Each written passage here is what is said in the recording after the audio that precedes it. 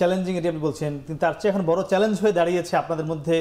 আজকে শব্দটি বলেছে উপদেষ্টা দপ্তর যে ঐক্যবদ্ধ সিদ্ধান্ত কোড আনকোড 7 দিন সময় দিয়েছে। হবে কি? হবে। আমি আপনারা গত 10 মাসে পারেন না শিশির ভাই? হয়েছে তো 10 মাসে। আপনি ঐকমত্য কমিশনের দফাগুলো দেখেছেন? ঐকমত্য কমিশনের 87টা বিষয়ে আলোচনা হয়েছে। I participated there. 47 আইটেমস আছে কনস্টিটিউশনের, তার মধ্যে 15টা আইটেমে বিএনপি ডিসেন্টিং দিয়েছে, জামাত ইসলামী 4টাতে ডিসেন্টিং দিয়েছে, এনসিপি 1টাতে ডিসেন্টিং দিয়েছে। কিন্তু মেজর একটা জায়গায় একমত হয়ে গিয়েছিল সবাই, লাস্টে একটা গণভোট লাগবে, গণভোটে এটাকে অ্যাপ্রুভ করাইতে হবে। বিতর্কটা রয়ে গেছে ওই দিন হবে গণভোট নাকি আগে হবে গণভোট, এই ব্যাপারে পক্ষ বিপক্ষে কথা হচ্ছে।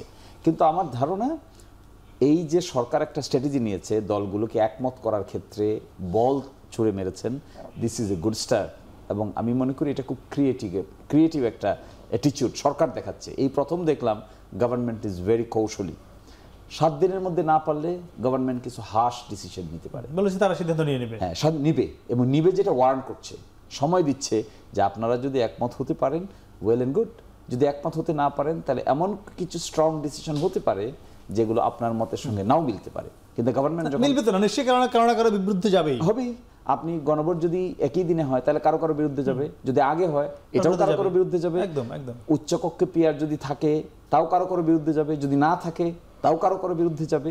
এই বিষয়গুলোকে এই যে সরকার ওয়ার্ন করলো যে আমরা we are going to take very pragmatic steps, আমরা আপনাদেরকে বলছি you sit together and come to a conclusion. If you cannot come to the conclusion, government will decide what to do and not to do. এবং এই ক্ষেত্রে আমার মনে হয় government is very কৌশলী। আচ্ছা, এই কৌশলী আমি একটু যাবো হিলাল ভাই আপনার কাছে। এই বিষয়টা যেহেতু বিএনপি জামাত এখানে বড় স্টেক তুলনামূলক, এই সরকার বলেছে তারা কোনো উদ্যোগ নিবে না, তারা ডাকবে না, বিএনপি জামাত এনসিপি বা এদিকে ডাকবে না, বলছে আপনারা নিজেরা বসেন। বিএনপি কি ডাকবে জামাতকে? আপনার কি মনে হয় এই সমস্যা সমাধান? বিএনপি জামাতকে ডাকবে, জামাত বিএনপিকে ডাকবে, that is not the issue. আমার ইস্যুটা একটু অন্য জায়গায়। ইস্যুটা হচ্ছে 10-11 মাস ধরে সরকার ডাকলো, ডাকে সব কিছু সবার সাথে আলাপ আলোচনা করলো, কিছু ডকুমেন্ট সাইন হলো জুলাই সনদে। তো ওনারা পরবর্তীতে যেটা প্রেজেন্ট করলেন, এখন দে আর ট্রাইং টু, উনি বলেছেন কৌশলী, is a very soft word. But আমার মনে হয় যে ঐক্যমত কমিশনের সর্বোচ্চ অনৈক্য। আর বিএনপি বলেছে প্রতারণা, মির্জা ফখরুল ইসলাম আলমগীর এই শব্দটা ব্যবহার করেছে। উনি করতেই পারেন, উনি দলের মহাসচিব, উনি হয়তো এটা বলেছেন। আমি ওইভাবে যদি না যাই, I will not say if I have agreed to something and we have সাইনও যদি না করে, জেন্টেলম্যানস এগ্রিমেন্টও যদি হয়, তাহলে we both should stick to that. তো আমার এই জায়গায় মনে হয় ওনারা এখন কৌশলী হতে বলছেন, সবাই একমত হতে বলছেন, আমাদেরকে বলছেন। তাহলে যদি শুরু থেকে বলতেন তাহলে আমরা একজনের অফিসে চা কফি খেয়ে এগুলো আলাপ করে নিতাম। ঠিক আছে, ওনারা বলছেন, ওনারা যে সিদ্ধান্ত দিবেন, সিদ্ধান্ত কার্যকর করতে হবে, বাংলাদেশ তো এটা। আমার মনে হয় ওনারা নিজেরাই একটা পর্যায়ে আলাপ আলোচনা মধ্যস্থতা করবেন, বসবেন। আর রাজনৈতিক দল যারা আছে এটাতে এমন কোনো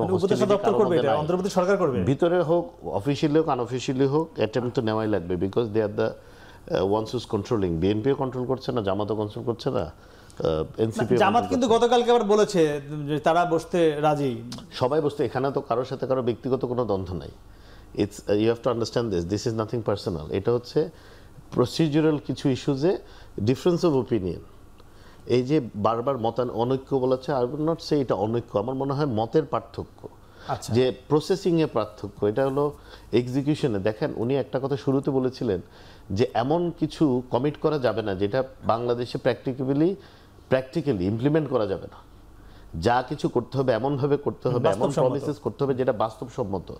এখন দেখেন, যেই দলগুলো যদি মনে করে যে না, আমাদের high chances of getting elected by the people, তাদের আরও রেসপন্সিবল হতে হবে কম্পেয়ার টু আ পার্টি যারা মনে হচ্ছে ইলেক্টেড হতেও পারি, নাও হতে পারি।